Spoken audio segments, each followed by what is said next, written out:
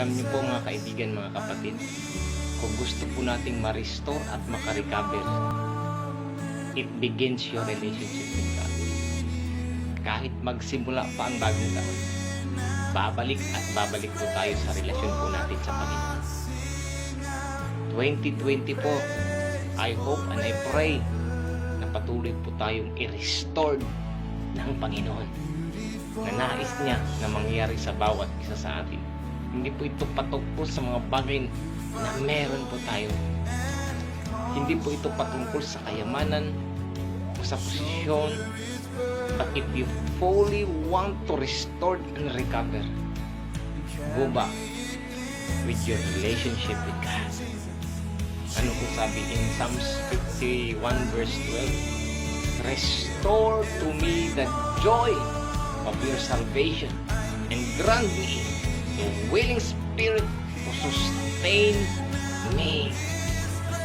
Bago ka makarecover, bago ka magkaroon ng restoration, kailangan willing kang magpa-restore, willing kang makarecover, kailangan willing kang magpakupa sa harapan ng Panginoon at aminin mo sa Lord na apart from God, we can be nothing, you can be nothing.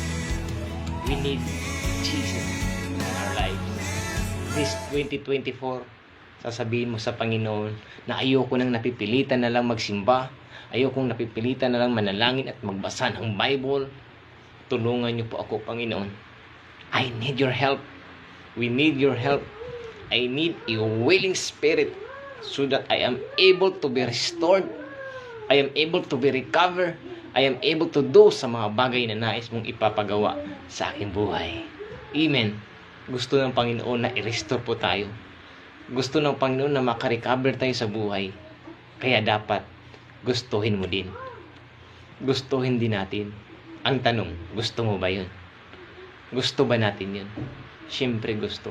At kapag willing ka sa nais ng Panginoon, you will experience restoration and you receive the joy of your salvation that God can give. Amen. Kaya I encourage you, kaibigan, kapatid, balik ka na kay Lord. He is waiting for you.